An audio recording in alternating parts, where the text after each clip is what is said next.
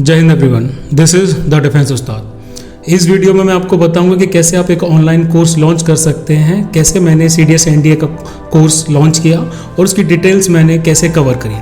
तो सबसे पहले आपको एक नाम देना होता है बैच को। मेरे बैचेस का नाम इंडियन मिलिट्री की मेजर डिफेंस फील्ड्स पर होता है। उसके बाद मैं स्टार्ट करता हूँ अपने इंट्रोडक्शन के साथ कि मेरे उस एग्ज़ाम से रिलेटेड क्या एक्सपीरियंस रहे हैं, मेरा क्या रिकॉर्ड रहा है। उसके साथ साथ जैसे कि आप देख सकते हैं कि मैंने CDS FCAT के अपने रिज़ल्ट बताए हैं, SSB के रिज़ल्ट बताए हैं और फिर उसके बाद मैंने अपनी एजुकेशन क्वालिफिकेशंस कवर की हैं। फिर आप कोर्स के डिटेल्स के साथ स्टार्ट कर सकते हैं, जैसे कि उसके डेज कितने होंगे, आप क्या क्या फीचर्स रखेंगे, जैसे लाइव क्लासेस, रिकॉर्डेड लेक्चर्स और आप क्लास में किस तरीके से पढ़ाएंगे। मैं रिटन नोट्स प्रोवाइड कराता हूँ, PDF प्रोवाइड कराता हूँ, करंट अफेयर्स हैं मंथली वाइज प्रोवाइड कराता हूँ। इसके साथ साथ क्विजेस और क्वेश्चन सॉल्विंग सेशंस होते हैं और फिर लाइव प्रैक्टिस वाले फीचर्स भी आप इसमें कवर कर सकते हैं। ये सारी चीज़ें आपके कोर्स के डिटेल्स में हो जाती हैं। चाहे आप CDS, CAPF, NDA किसी का भी कोर्स लॉन्च करते हैं, ये डिटेल्स रखना ज़रूरी है। इसके बाद हम आगे बढ़ते हैं सब्जेक्ट्स और सिलेबस पे कि आप कौन कौन से सब्जेक्ट्स हैं, कौन कौन से सिलेबस हैं, उसको आप कवर कर रहे हैं। जैसे मैं सिर्फ GK और इंग्लिश को कवर कर रहा हूँ इस कोर्स में, मैं इसमें मैथमेटिक्स को कवर नहीं कर रहा हूँ। ये सारी डिटेल्स रखना बहुत ज़्यादा ज़रूरी हो जाता है और इन सारी डिटेल्स को आप अच्छे तरीके से अपने बैच में बच्चों को बताइए कि इसका रीज़न क्या है। जैसे मैथमेटिक्स कवर ना करने के पीछे मेरा रीज़न है कि टाइम कंस्ट्रेंट होना, टाइम थोड़ा ज़्यादा लग जाता है और मैथमेटिक्स काफ़ी बेसिक लेवल की आती है।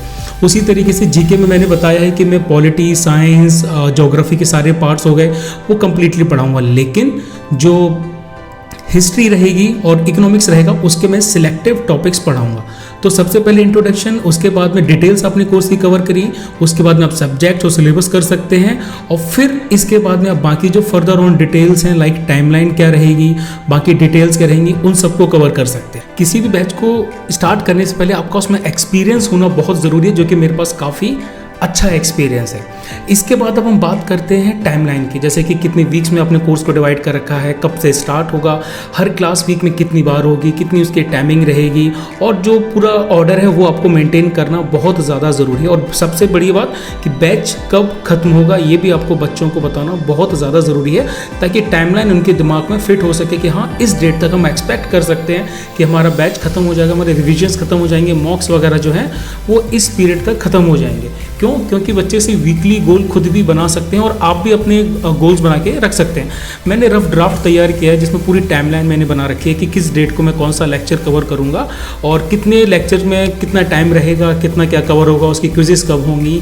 ये सब चीज़ें के प्लान आपके पास पहले से होना बहुत ज़्यादा ज़रूरी है।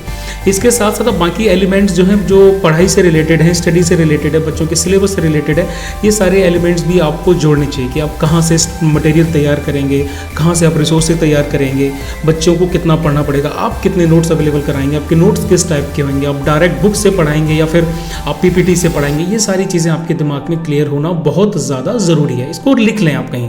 फिर अब बाकी डिटेल्स है मेन, जैसे कि आपकी फ़ी की डिटेल आ गई। तो हम लोग कैंडिडेट से पहले फ़ी नहीं लेते हैं। ओवरऑल फ़ी मैंने ड्यूरेशन बता दिया, कब तक आपको सबमिट करनी है, कितने इंस्टॉलमेंट में सबमिट कर सकते हैं आप, पहला इंस्टॉलमेंट कब होगा, सेकंड इंस्टॉलमेंट कब होगा। ठीक है, हम जनरली पहले नहीं लेते हैं, ये सारी फ़ी वगैरह का काम बाद में रहता है।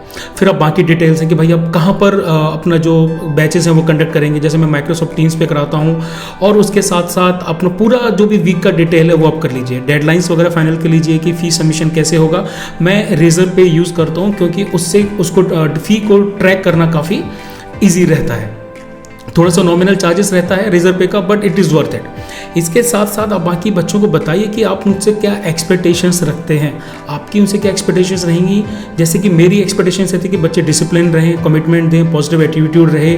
इसके साथ साथ वो इंटरेक्शन बराबर बना के रखें, उनका जोश एकदम हाई होना चाहिए। वो मुझसे क्वेरी पूछें, इंटरेक्शन करें, क्वेश्चन पूछें, कभी भी कहीं भी।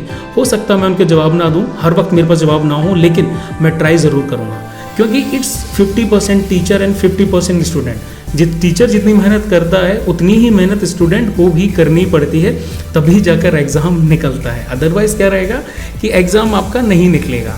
बिलीव मी, आपको पूरी मेहनत करनी पड़ेगी, आपको बराबर रिसर्च करनी पड़ेगी। टीचर पे भरोसा अच्छी बात है, लेकिन अगर आपने खुद मेहनत नहीं करी है तो फिर ये आपके लिए थोड़ा सा डिफ़िकल्ट हो जाएगा। अब इसके बाद में आप बच्चों के साथ एक क्वेश्चन आंसर सेशन भी रख सकते हैं। जैसे कि मेरे लिए क्वेश्चन आंसर सेशन रखना बहुत ज़्यादा ज़रूरी है, क्योंकि मेरा कोई भी कोर्स होता है उसमें जब तक बच्चे क्वेश्चन ना पूछें, जब तक वो इंटरेक्ट ना करें, तब तक मैं उसको कंप्लीट नहीं समझता हूँ। कई सारे कोर्सेज ऐसे होते हैं जिसमें बहुत ज़्यादा स्ट्रेंथ होती है बच्चों की, और फिर वो एक तरह से ब्रॉडकास्ट हो जाता है कि टीचर बस बोल रहा है, समझा रहा है, लेकिन बच्चों को अगर कहीं कोई डाउट्स आते हैं तो वो नहीं पूछ सकते, and it's not even possible. अगर 600-700 की स्ट्रेंथ रहेगी तो बच्चे डेफिनेटली हर एक बच्चा अपना डाउट नहीं पूछ पाएगा। तो मैं स्ट्रेंथ जो रखता हूँ बैच की, ये भी आप लोगों को पहले से डिसाइड कर लेना कि आप अपने बैच की स्ट्रेंथ कितनी रखना चाहते हैं। मेरी कोशिश रहती है कि मेरी जो बैच की स्ट्रेंथ है वो हमेशा 100 से कम रहे।